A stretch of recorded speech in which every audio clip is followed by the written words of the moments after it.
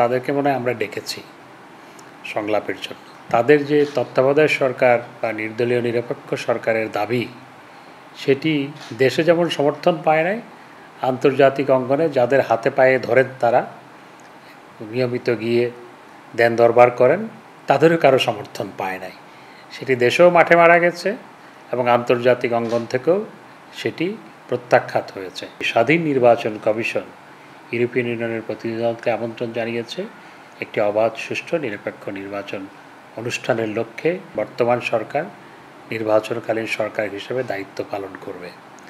এই বাস্তবতাকে বিএনপিকে মেনে নিতেই হবে। মির্জা ফখরুল ইসলাম আলমগীর সাহেবের গতকালকের বক্তব্যে মনে হচ্ছে তাদেরকে মনে হয় আমরা ডেকেছি সংলাপের জন্য। তাদেরকেও তো সংলাপের জন্য ডাকা হয়নি। তত্ত্বাবধায়ক সরকার ইস্যুতে কোনো সংলাপ করার কোনো সুযোগ নাই, কোনো সংলাপ হবেই না। বাংলাদেশে সংবিধান অনুযায়ী আগামী নির্বাচন অনুষ্ঠিত হবে এবং সেই নির্বাচনে জননেত্রী শেখ হাসিনার নেতৃত্বাধীন বর্তমান সরকার নির্বাচনকালীন সরকার হিসেবে দায়িত্ব পালন করবে। এই বাস্তবতাকে বিএনপিকে মেনে নিতেই হবে। তাদের যে তত্ত্বাবধায়ক সরকার বা নির্দলীয় নিরপেক্ষ সরকারের দাবি, সেটি দেশে যেমন সমর্থন পায় নাই, আন্তর্জাতিক অঙ্গনে যাদের হাতে পায়ে ধরেন তারা নিয়মিত গিয়ে দেন দরবার করেন, তাদেরও কারো সমর্থন পায় নাই। সেটি দেশেও মাঠে মারা গেছে এবং আন্তর্জাতিক অঙ্গন থেকেও সেটি প্রত্যাখ্যাত হয়েছে। এই বাস্তবতা মেনে নিয়েই তাদেরকে আগামী নির্বাচনে আসতে হবে। নির্বাচন কমিশনের আমন্ত্রণে তারা আসছেন, ইউরোপিয়ান ইউনিয়নের প্রতিনিধি দল।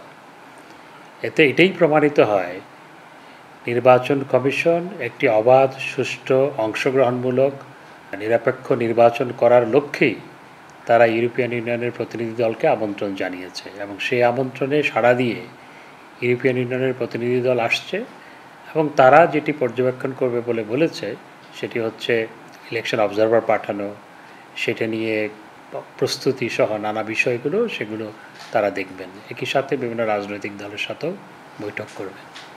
তারা নির্বাচন কমিশনের আমন্ত্রণে আসছে, এটি অত্যন্ত গুরুত্বপূর্ণ বিষয়।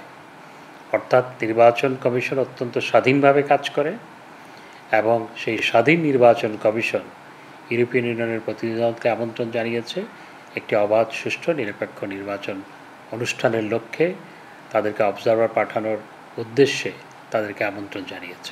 সংবাদ, ফিচার ও অনুষ্ঠানের জন্য ভিজিট করুন সংবাদ প্রকাশের ওয়েবসাইট এবং যুক্ত থাকুন ফেসবুক পেজ ও ইউটিউব চ্যানেলের সঙ্গে।